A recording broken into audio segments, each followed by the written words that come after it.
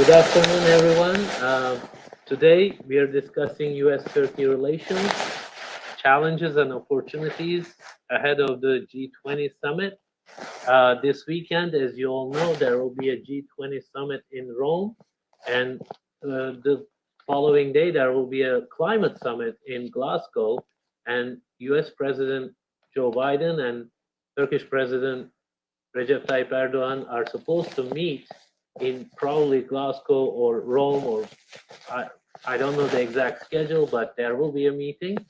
And of course, over the weekend there was a controversy in Turkey about the foreign ambassadors, the U.S. and nine others, making a declaration about a judicial case inside Turkey that seems to have been resolved. But beyond that, there was a phone call today between the national security advisors of both countries, and the range of issues was really broad. If I may mention, anything from Greece to Afghanistan, and then defense relations, F-35, F-16. Many issues were discussed, and this seems to be the case these days. The U.S.-Turkey relationship is very broad. It involves multiple global and regional challenges. Today, I'm joined by two very distinguished guests. I feel honored to have them host them here once again at CETA Foundation. And just to my left, I'm sure you all know him, but Honorable Robert Wexler. He's currently the president of S. Daniel Abraham Center for Middle East Peace. He's a former congressman from Florida's 19th district, I believe. He did that for more than a decade. He's been a great friend of Turkey, if I can put it that way.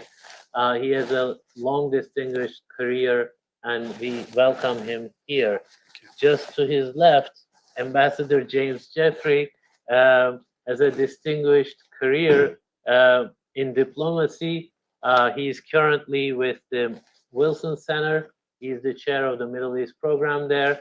Until November 2020, he was the special representative for Syria engagement and special envoy to the global coalition to defeat ISIS during the Trump administration. And he's been a national security advisor. He was an ambassador to Iraq, Turkey, and Albania. So both of them have seriously distinguished careers. I really appreciate their presence here. I want to start with Ambassador Jeffrey because of the recent controversy I mentioned. Any takes on that, Ambassador Jeffrey? It's a good case study in how the relationship can go off the rails for seemingly unimportant things. It is not unusual. I did it when I was ambassador to Turkey, and I was also criticized publicly and privately by now President, then Prime Minister Erdogan, for doing it, for raising certain rule of law and human rights issues. The reason that we do it, and the reason I think that those 10 ambassadors did it, is that Turkey has signed up to be a member of the Council of Europe, and thus subject to the decisions of the European Human Rights Court, which involved the case of Turkish citizen Mr. Osman Kavala. It's part of the OSCE, and it is a candidate state for membership in the EU, and enjoys the full privileges of a customs union with the EU. These are all major engagements that Turkey took on to participate in Western institutions. That means to be rules and procedures. One of them is a certain understanding that other countries in these organizations are watching. These organizations will comment on one's performance as a member of these organizations, in this case, treatment of people. So it's not unusual to do these things. On the other hand, It's also not unusual for the Turkish government, or for that matter, the Polish government, or at times the United States government, to react if one thinks that the criticism has gone too far or gets into internal affairs that are not the subject of the Vienna Convention's Article 41, which ultimately the U.S. government, the U.S. Embassy referred to. The president, because the West, Europe, and the United States are very controversial in Turkey, took offense at that. He lashed out at the ambassadors, who were, of course, carrying out instructions from their capitals. And we had a crisis for a few days. As is often the case, this crisis seems to now be calm. Both sides pulled back a bit. I know both Jake Sullivan and Ibrahim Kalin, they know how to talk to each other. They're masters of the entire portfolio. They will try to calm things down. Let's hope it will stay calm, because it is very important that the two presidents meet in Glasgow. They have a lot to talk about. They were not able to talk in New York in September. And again, this relationship is crucial, and we don't need these kind of, we say, hiccups in it. Thank you. Robert, do you have any comments on that? Because I think the way it was coordinated took a lot of, raised a lot of eyebrows in Turkey, and the reaction was so strong. I believe personally, largely because of the coordination among various embassies. But if you have any comments on this episode, we all know there's been a long ongoing sort of, lack of trust that needs to be strengthened and rebuilt, perhaps. Do you see that playing a role here? And if you have any other comments, please. Well, I think Ambassador Jeffrey characterized the situation wisely, as he always does. I think it is important from an American perspective to repeat what Mr. Price at the State Department said, which is we are going to focus on our common objectives, our common interests with Turkey. That does not mean, as Ambassador Jeffrey has said, that we will not point out the differences. We will not issue what we think are legitimate criticisms, and that there will be a reaction from the Turkish side. All of that is within the normal bounds of ally to ally discussion and relationship. What is most important, again, as Ambassador Jeffrey reiterated, was that the two presidents, Biden and Erdogan, meet, and that they focus on our common objectives, and that they keep this strategic and very crucial relationship moving positive, understanding that there are fundamental differences, and there seems to be, given the reaction after the initial blow up, a willingness and an eagerness on both sides to keep the relationship on course.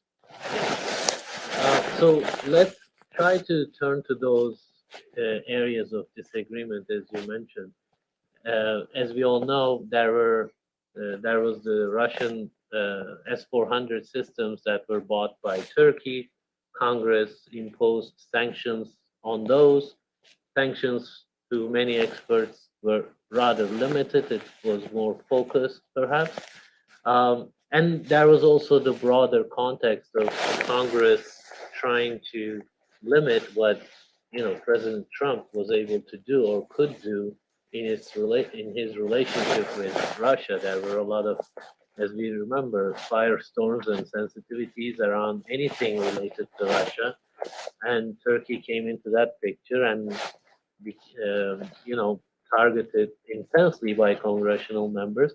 But President Trump also, if you remember the Japan G20 in Japan, he said some really pro-Turkish, let's say, things in front of cameras, saying, how come we are not selling these systems to Turkey and they have to go elsewhere? Anyway, but I wanted to, since your long career in Congress, and there's now a Turkish proposal to buy additional F-16s to strengthen the Turkish sort of aging F-16 fleet.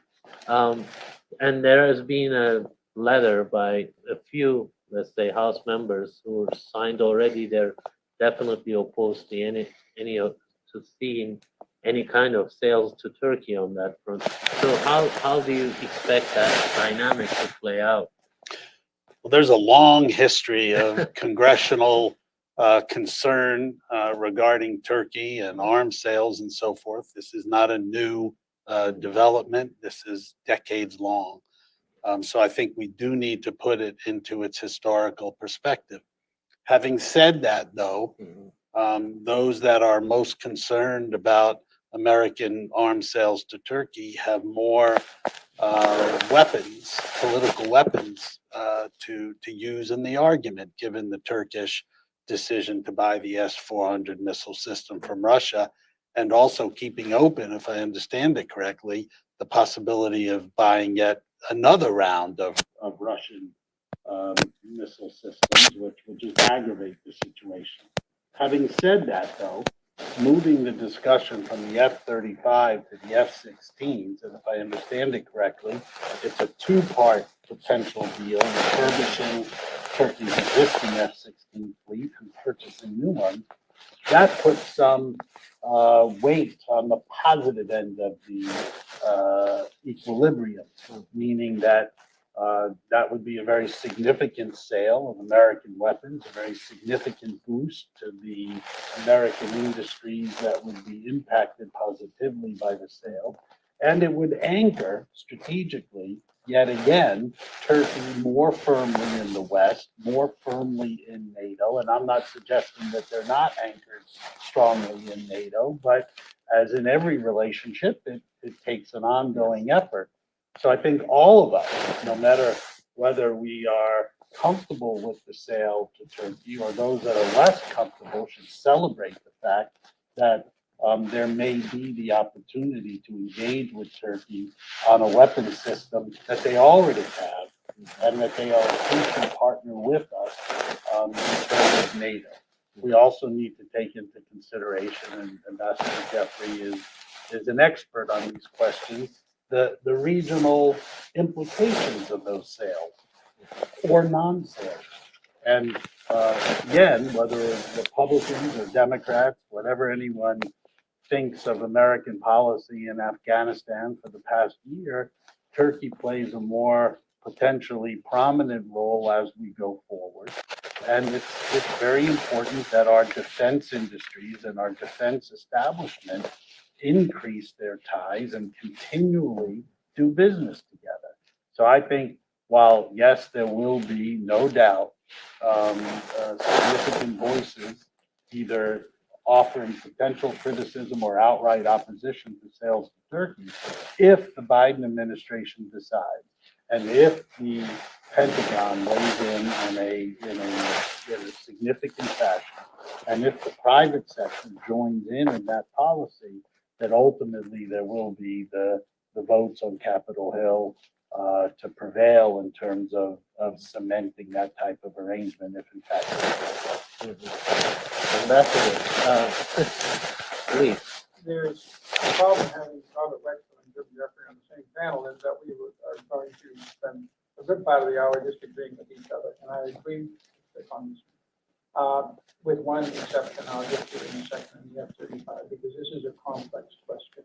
First of all, arms embargoes in Turkey was in the early 1980s, when we were still trying to recover from the terrible 1974 arms embargo, which did a huge blow to our relationship and took years of high-level effort by President Reagan, President Erdogan later took a resolve to try to fix this, and eventually we did, but it took a decade. Even in other countries, the F-16 sales block to Pakistan, for example, these are not cited in the U.S. components, so we should obviously sell these F-16s. The exception in all of this, and I think that a U.S. law that says we will punish you, country X, if you buy any Russian weapons. You know, I mean, I understand the rationale behind it. From looking from the Congress from the outside, you're closer to many of the people. It was all about Trump's seeming lax attitude towards Putin and Russia after they meddled in our 2016 elections, but it's not attacking Russia, it's attacking many of our allies. We now are facing the same problem with India, another crucial ally on that same A level as Turkey. Gee, how do we get in these problems? F-35 is different. For two reasons. First of all, Turkey, and I've looked at all of the arguments over the years, had the option to buy the Patriot. Now, Turkey didn't like the conditions that were being offered for the Patriots. That is Turkey's right. I would point out, some 20 countries around the world have purchased the Patriot. They bought them under the same conditions that were being offered to Turkey. I mean, there are always little details in the negotiations and co-production and technology transfer and such and pricing, and they differ. But I mean, nobody was giving Turkey a bad deal, and the other 19 countries good deal. So Turkey opted to buy instead a Russian missile system that has never been used in combat. The Patriot gets used all the time in combat, and it does very well. We don't know how the S-400 on paper, it looks like a good system. We don't know how it would really deal with us. I would note that while it exists in the Russians have deployed it to Syria, they haven't turned it on against either us, the Turks, or the Israelis. So, but the F-35, the problem is the F-35 has, and I have to be careful from what I know talking about this, it's a stealth bomber. That's its whole selling point. That's why many countries, some big countries around the world are purchasing. It's the biggest American defense program since the atomic bomb, basically. It is huge.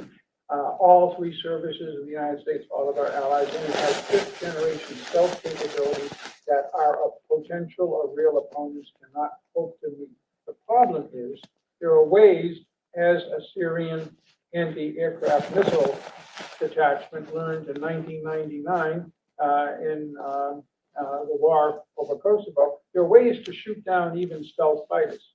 And it's all about the electronic signatures, radars, and other things that, again, I don't know all the details, much of what I know, can't talk about. But there are real risks if you have a radar and missile system made in Russia with all kinds of little doodads stuck into the electronics of it, talking to F-35s and protecting the technology of the F-35.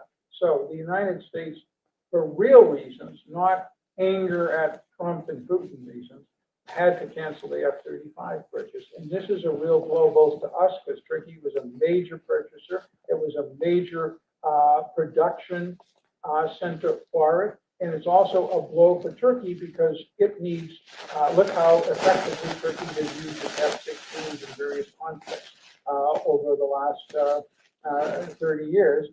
And the F-35 is a far greater capability, and Turkey now will be without that capability. So this is a real problem. I can understand why the United States had to do that, though. But in terms of other sanctions and generally issues like the F-16, I think that we should just find ways to maintain this relationship. It's very important, including a huge arms trade relationship. So, just quickly, on the F-35, the fact that it hasn't been, at least officially, not activated, do you see that as a potential opening to sort of? Jim Jeffries, who was did. I can't speak for the U.S. You mean bringing Turkey back into the program? As long I don't. as Yeah. Turkey would be brought back into the program in a heartbeat if it got rid of the S-400. As long as the S-400 is sitting there and can be, nobody will. Yeah. I meant. Yeah, I didn't mean Turkey bringing, coming back into the program, but sort of. This defense conversation enabling the F-16. Oh, sure. No, everything else. Yeah. The F-35 is, for me, it's a standalone issue for technical reasons that are absolutely compelling for U.S. and all of our allies. We're going to buy the aircraft's needs. There's just no way that can sit there plugged into the same, and the Turks know this as well as anybody, because they're very sophisticated. NATO radar, radar that's in Turkey and all of that. Turkey knows this very well. You get the two systems, they just cannot be together talking to each other. What if F-16 doesn't happen? Congressman, opposes it, they block it. What happens then? I don't think it's worth even hypothesizing in that way because we haven't even really begun the discussion in earnest.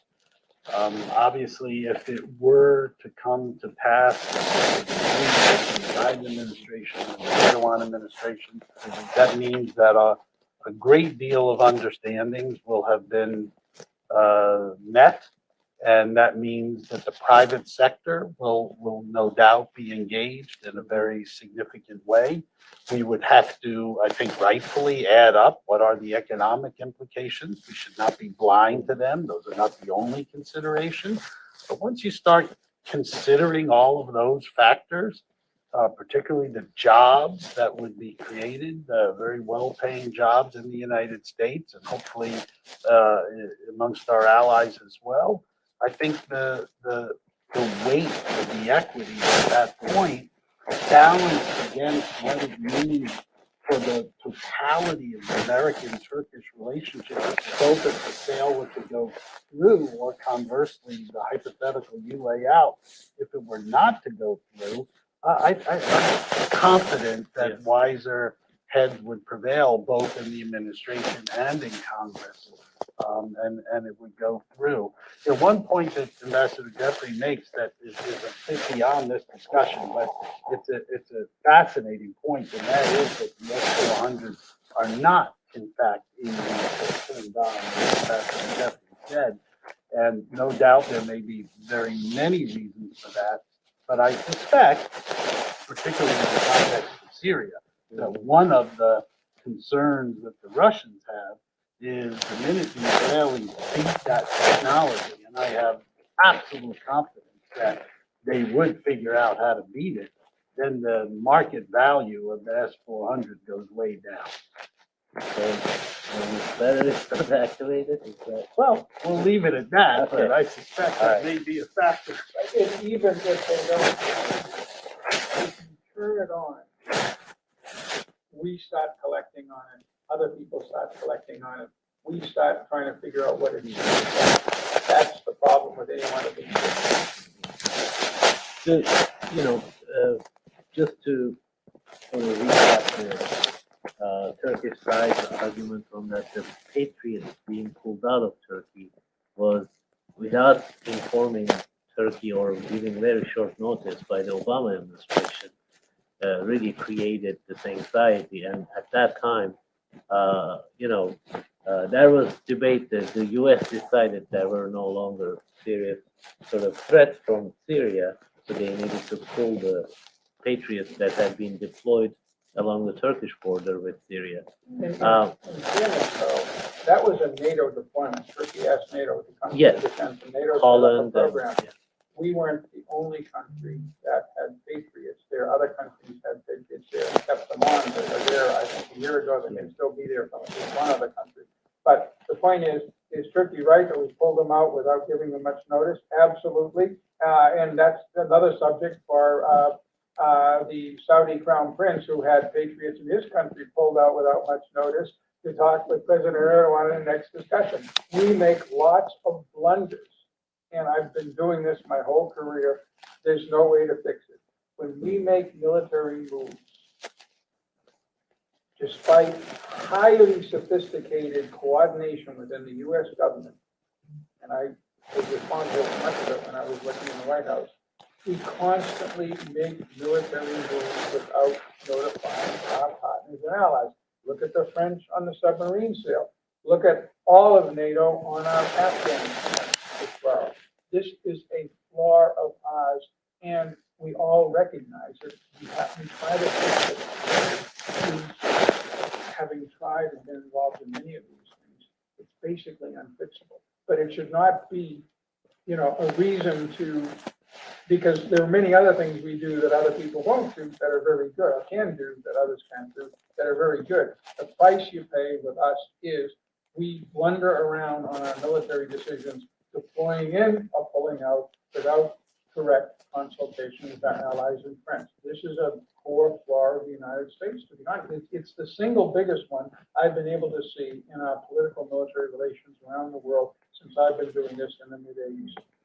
Yeah, I refer to that because I remember that became a big push for Turkey to try to get its own system. It's actually trying to build it I know. as well, and this is supposed to, S-400 is supposed to be a stopgap measure until Turkey can build its own indigenous missiles. But with regard to F-16, I really want to share your optimism because I don't think there would be a formal offer without prior consultations. So perhaps, like you said, between Ankara and Washington, there have been some debates already about this discussions, and that could lead to this finalization of this purchase. That would reassure Turkey psychologically, and then improves allows it to maintain the existing F-16 fleet, and then again, indigenous fighter jet program that Turkey has, which will be hopefully, they're talking late 2020s, so that they can get there without having to look at other options, maybe even European or Russian options. So It's a Sure. win, win, win, win, and you can keep on going on. It's a win for America, it's a win for Turkey, it's a win for NATO, it's a win for the region, and it's a win for future conflicts in the context of when the United States and Turkey are acting together. It makes so much strategic sense. I think, while there certainly will be those in Congress that, for whatever reason, don't see it that way, but wiser heads will prevail if it gets to that. Okay, so thank you for that optimism. Then, heading into this summit, when it comes to sort of big issues, I want to go to perhaps talk about refugee issues as well, but Syria. What are the top 3 items that you think Biden and Erdogan should be addressing in Glasgow?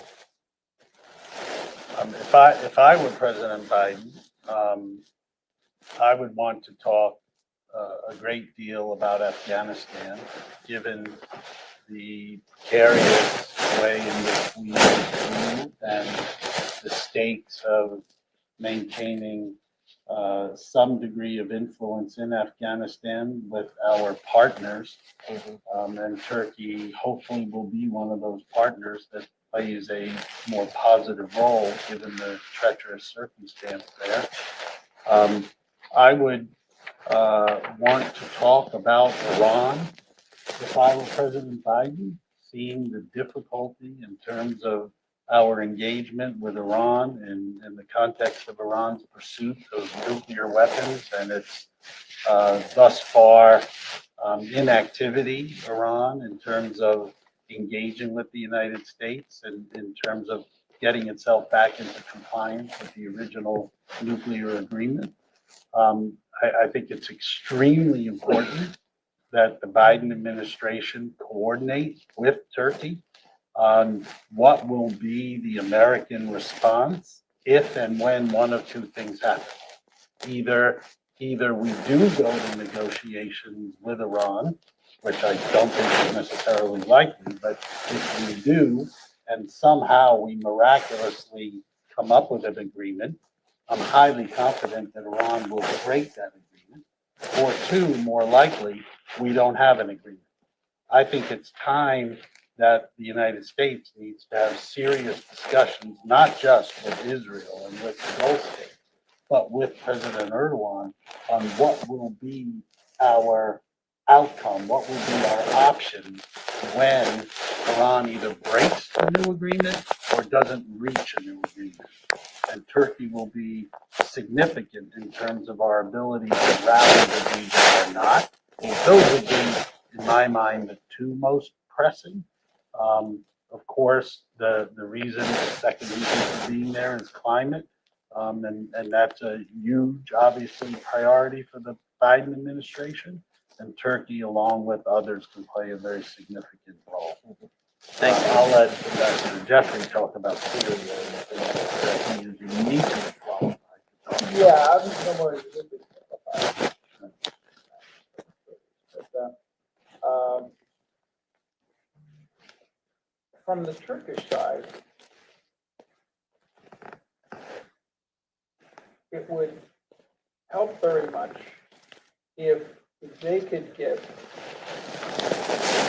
Biden administration, picking up on what Robert said, if they could get what the real intentions of the United States is, with the two real threats, both to our security, indirectly and globally, and Turkey's existential security, which is Iran and Russia. With Russia, it's a bit clearer on the edges. Some of our decisions on Ukraine, it's a bit blurry, but more or less, I think, while there's some discussion within the administration tactically on how to work on this conflict, there's a general appreciation that it is a serious problem and it needs to be contained with maturity. We're not sure that's the case beyond rhetoric with this administration. It's obviously in flux because it built its whole Iran policy and came into office on a return to the JCPOA, and then what it called bigger, better, new negotiations with the happy Iranians as, you know, it's on again around the Middle East and the birds are chirping and we're sitting around and talking about their bad missiles and their expansionist activities and supporting terror. And the Iranians are explaining why they've been bad and how they're going to be better. That was the vision. That vision's gone. Probably we're not going to get back to the JCPOA. But even if we do, we now know who we're dealing with. We're dealing with the political equivalents of Qasem Soleimani. May he rest not in peace. But these people are hardcore ideologues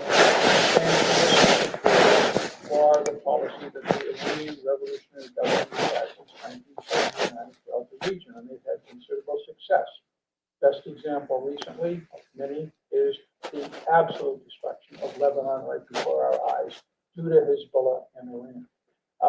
So the question is, how seriously will Washington contest Iran's actions and activities? It knows it's a problem because it's on its to-do bucket and many other things. And that's the problem with this administration. They want to do 56 things, and if they're trying to do any one of those 56, something they're doing in that one area kind of undercuts of those contrary to one or two or three of the other 56, and somebody raises his or her hand and says, but boss, or Jackie, or Joey, or Susie, we can't, if we do that, then we'll not be doing as well in the other area. And everybody stops and says, yeah, that's right. Let's go back and have the people staff it up. We don't get a decision on anything. They need a few clear priorities. They have to.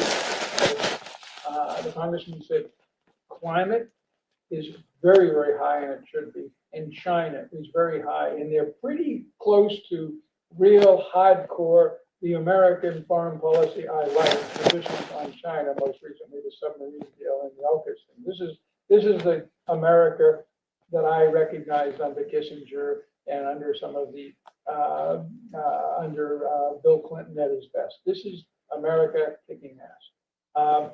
This is what we need to do. We don't see that with Russia or Iran, and Turkey needs to know that, because Turkey is the front line in both their aggressive activities.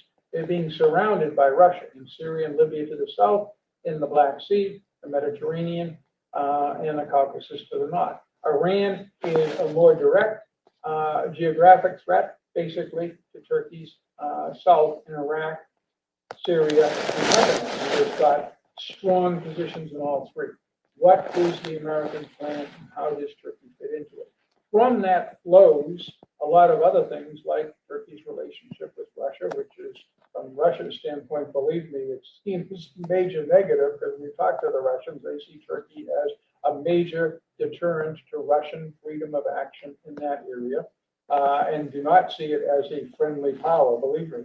And also what we do about Syria, because that has to flow from the overall regional perspective with Russia and Iran. So that's the thing from the Turkish standpoint we would need. From the American standpoint, I would say it has risen to the point where probably it's worth Biden mentioning, and that is all of the things he, as president, and his country, the United States, needs to do with Turkey to deal with these major issues are being endangered by the level of rhetoric. And it is being fed both out of Ankara, more from the official side, and out of Washington from the unofficial side. Some in Congress, some in think tanks, the media, and others. And it is a constant drumbeat that just feeds on each other, and it makes doing any rational policy towards for a cooperative venture, well, I know because I've been trying to do it every day on Syria with Turkey for 2 years, faced with constant criticism, constant attacks, constant rejection of what you're trying to do, simply because it won't work. Well, it didn't. We had a good relationship with Turkey on most Syrian issues, and the one where we didn't in the Northeast with the SDF, we eventually came to a accommodation. And we can make progress on these very tough issues, but the rhetoric doesn't help. Thank you. You've covered a lot of things. You touched upon quite a few issues. I want to go back to the SDF issue. Maybe you can explain that accommodation. But I want to turn to Congressman. Among those, when it comes to Iran, Turkey has done really wholesale, let's say, being on the side of any kind of broader pact against Iran, which U.S. has rarely accomplished to build anyway. It plays it carefully, let's say, but on the nuclear issue, Turkey was very active at some point, not as much these days. Given the ambassador's assessment about Iran's intentions, how do you see that playing out for the U.S. interests? Sorry to disappoint, but I'm in agreement yet again. I'm of the opinion one of two things will happen. Either the unlikely event that an agreement is reached again between the United States and Iran. I don't think that'll happen, but if it does, ultimately, I have absolute confidence that Iran will not carry through in terms of bigger, longer, and better, which I assume the Biden administration will adhere to if it were to ultimately reach an agreement. Much more likely, Iran and the United States will not reach an agreement, and it is critically important, both from a strategic point of view of, I think, negotiating more from a position of American strength, but also from rallying our allies to announce, doesn't have to be a public announcement, but to articulate what the American policy will be when there is no return to the original agreement. And thus far, that, to my knowledge, has not occurred. And so you can't ask President Erdogan to sign up to a reality that we haven't yet laid out. So I think President Biden needs to begin to lay that out, and then, in a very serious fashion, expect that our allies will at least participate in that discussion for the purpose of reaching a joint set of activities with them when that most likely reality occurs. The good news, if there is any, is that there are some positive developments in the region, separate and apart from Iran, but that essentially are consistent with a strategy that corrals Iran or our allies against Iran in an effective way. The natural extension of the Abraham Accords, which of course engaged Israel with the UAE, Bahrain, and Morocco and others, is the opportunity we have, and we certainly participate, is not only to continue that normalization process, but to bring the Palestinians into that process. Turkey could play a very helpful role in doing that and beginning to bridge the differences between Fatah and Abbas and Hamas. Turkey can play a positive role. Also, the fact that Israel, Turkey, and Azerbaijan, again, you could disagree with some of the policies, but that the three of them seem to have mutual interests that are adverse, very much so, to Iran. We should take advantage of that. Doesn't mean we have to agree with every aspect of what the foundation is. But the overall interest is to stop Iran from getting a nuclear weapon and to defeat all of its nefarious behavior. There are conditions that exist that would allow us to take advantage of this diplomatic. Thank you. Ambassador, going back to the SDF question, what can you tell us about how you accomplished that? We know that you had much better reception in Turkey than previous Syria representatives, but knowing Iraq helps a lot. So what is going on there? Is there something that, because Turkish, military officials do occasionally talk about it, complain about it, politicians too. Do you see it as a combustible issue in U.S.-Turkey relations? It is, but it's at a lower level of peace than it was before, but it will always have friction because what you have is the most successful American military operation in the Middle East since Desert Storm, which is our coalition, leading the coalition against Daesh, ISIS, in particular in northeast Syria, because that was that was the core of where Daesh was. And of course, we didn't have an allied government like we had in Iraq. We worked with an army and the international community. We had to put things together in 2014, 2015 with the local resistance, which was largely the YPG, who then renamed the Syrian Democratic Forces, but they the leadership remains the YPG. Turkey's point, which is correct, is that this is an offshoot of the PKK and thus is a potential threat to Turkey. I recognize that. The senior levels of the U.S. government did recognize that from 2015, 2016 on. But in the field, we didn't always pay attention to that because of the priority given to fighting the Islamic State and the close relationship between a really good fighting force and the United States. Now, what happened was, initially, there was far more coordination between Turkey and the United States, and for that matter, the political wing of the YPG, the PYD, in 2014, 2015, we went into combined to some degree with the cooperation. It was reluctant, but it was cooperation of Turkey. Turkey allowed the Peshmerga from northern Iraq to also support and the situation was working because at the time Turkey had a ceasefire with the PKK, and Turkey had political dialogue with the political wing, the PYD.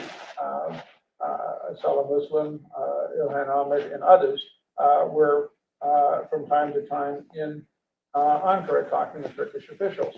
That changed in two directions after 2015 because of the breakdown in the ceasefire with the PKK, the internal situation of two elections in Turkey. Turkey took a tougher position.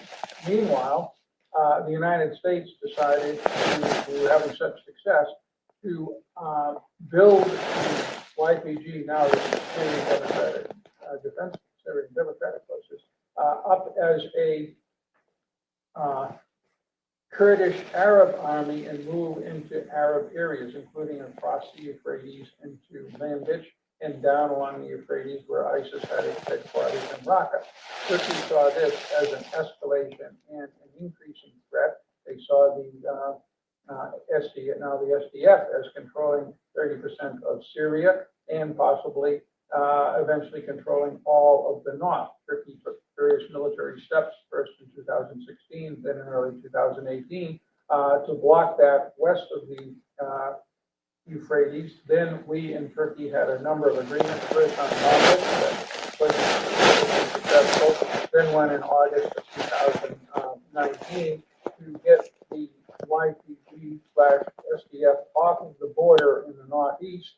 We had an agreement from 4 to 14 kilometers for forces, heavy weapons down to 30, Turkish U.S. patrolling down to 30 kilometers. In the beginning of October, Turkey decided it didn't like that plan. It wasn't working well enough, so it opted to go in and push the SDF YPG back 30 kilometers itself, beginning in that central area. We disagree with that. We thought that would scramble our entire counter-ISIS strategy and make it very difficult for the United States to continue operating in the northeast. So we reacted with sanctions against the Turkish government that led to the October 17th negotiations between President Erdogan and Vice President Pence in Ankara. And we got a solution where we did get the SDF to withdraw in that central sector down 30 kilometers. That agreement is largely holding. That area, which is in the central part of the northeast, there are fighting around the edges of it. They're the kind of fighting I've seen after other ceasefires. Both sides initiated from time to time. The SDF or their allies launch attacks into that area. Turkey or Turkish Syrian allies launch attacks as well. But generally, the ceasefire is held, and the line was held for now over 2 years. The problem is that when we withdrew our forces under the pressure of the Turkish incursion, and the SDF focused on trying to save itself, the Russians were invited in, and they're now your partners to the south in most of the northeast. You have an agreement, Turkey has an agreement with the Russians, the Sochi agreement from, I think, the 23rd or the 24th of October, for the SDF to also withdraw 30 kilometers in those areas, but unlike the agreement we have with the Turks, that has never been implemented. And so you still have the SDF on the border, but the areas that the Russians are responsible for, not the United States. So you have a more complex situation there, but again, generally speaking, the Turkish border in the northeast is secure, and it has not seen a whole lot of attacks. Now, I'm not sure that's the case in the northwest. You have YPG elements there. They're not part of the SDF, but they are YPG operating against Turkish forces in Afrin and the area around Aleppo and elsewhere, and that's an area of tension, and was an area where the Turks were proposing a new military offensive. We hope that all the focus will remain on fighting Daesh and denying Assad territory. Those are the things that we are doing together in Syria that will promote a happier solution to the Syrian conflict, and that's where Turkey and the U.S. have a lot in common. So we believe that the agreement has held. As I said, there have been a lot of violations, but the agreement in its strategic sense remains on the books and on the ground, and it gives the new administration, the Biden administration, and the Turkish government grounds to continue the discussion on what's going to happen to the Northeast. And that's why I need for a comprehensive policy towards Syria. We can't have a North, now even more with the Russians in there, with some Daesh elements there, with Syrian government enclaves, with the Iranians pushing hard with the Arab tribes along the Euphrates. You can't fix the Northeast, which is a crucial security concern for Turkey, without fixing Syria as a whole. And the only way you're going to do that in a way that is positive for the U.S. and positive for Turkey is for Turkey and the U.S. and other allies and actors, from the Israelis to the Arab states to the Europeans to the UN, to pull together. And that would be my advice to both administrations in their discussions in Glasgow. Thank you, Ambassador, for that extremely thorough explanation of what happened, how events unfolded, especially the U.S.-Turkey agreement on northern Syria. So I want to turn to you, Congressman. We've talked about, we started with the ambassadors, the debate about that. We talked about the defense relationship. Iran nuclear issue, and Syria. As I said at the beginning, the issue, and Afghanistan, of course, the U.S.-Turkey partnership, has so many issues that often are a concern or a national security interest to both countries. So when you look at that picture, and we are going into the summit this weekend, and hopefully there will be a second meeting after Brussels. I ask you to, like, what should be the top agenda items, but what kind of productive results, constructive policies could be, at least the start of those policies, expect from these summits? I think it's important that we take a big picture approach. As Ambassador Jeffrey pointed out, what are America's three most challenging foreign policy concerns? China number one, arguably, Russia number two. Turkey is our friend when it comes to ultimately charting a course relative to China, and they are absolutely our friend relative to Russia.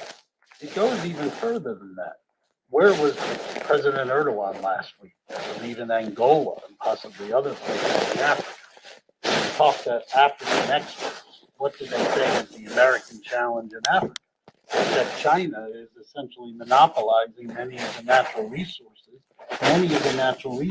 that would be required to boom the green economy. Well, there was this rather startling map, I forgot which entity put it out, I think a week or two ago, that charted the travel of American top officials. And there was an absence of travel, frankly, other than North Africa, in the African continent. So, not to blow it out of proportion, but I think Turkish Airways is still either the one or two airline that goes to more destinations in Africa than any other. Turkey will be our friend in the context of competing with China in Africa, not just for resources, but for the future of the continent. The point is not to minimize the differences that we have with Turkey. They are significant, and there are major American interests at play, particularly as Ambassador Jeffrey very aptly described in terms of Russian weaponry and so forth. But the point is, on the big picture, we, America, are still far better off if we're conversing with our Turkish friend in a productive way versus an unproductive way. And whether it's China, Russia, Iran, Afghanistan, Syria, or the broader Middle East, operating in a consistent pattern with some degree of cooperation, hopefully a greater degree of Turkey, will be better off for American interests. So that, to me, what President Biden ought to be emphasizing when he meets with President Erdogan. And let's be realistic. Politics is politics. President Erdogan, I think, I'm not an expert on Turkish politics, but he faces now two potential challengers, opponents that are far more credible in terms of the mayor of Ankara and the mayor of Istanbul than he necessarily has faced in the years past. So he needs to improve his economy, I suspect, in a very significant way. The lira has been devalued. So I would imagine it's in President Erdogan's interest, political and for the benefit of his country and his people, to try to minimize the differences with the United States and Western Europe and accentuate some of the common interests and get his economy moving in a more positive direction. Well, thank you so much. Ambassador, I want to give you the last word. I remain optimistic because I've had an awful lot of contact with all the top Turkish leadership over the years, and they've been pretty much the same team for a number of years. They are first-class professionals, all of them. They know foreign policy, they know the United States. I've also worked closely with President Biden, obviously Secretary Austin, when he was General Austin with me in Iraq. Tony Blinken, Jake Sullivan, and others. They're also a very experienced team that understand real American national security. They don't have their act together yet. We've seen this in several embarrassing cases beyond things with Turkey, several of which I've cited. But they're a team that will get their act together in terms of execution and details. But in terms of the overall approach they take, it's a good approach. It's an approach that Americans can embrace, and our allies and partners, including Turkey, can also embrace and find cooperation with. So on that basis, I think the relationship Thank you, Ambassador. Thank you. And we have a good ambassador going to Turkey. Yes. Hopefully soon. Senator First Flake time- will hopefully be. And we have a good ambassador who's still there, fortunately. I was a little bit worried about him a few days ago. This is pretty much the first time I believe that there will be two political appointees in both capitals. We've only had one other political appointee in Turkey. At the same time. Okay, but at that time, there were career people. But the right political appointee, believe me, having worked for a number of them, Strauss Hupé, Bob Timmon in Germany, General Walters in Germany, the right political appointee can be a real plus in a relationship, just as the right career ambassador. Thank you. Thank you for joining us today and discussing the U.S.-Turkey relationship. We are ending this session here. Hopefully, we'll have future discussions on this issue and similar issues as well. Thank you for following us.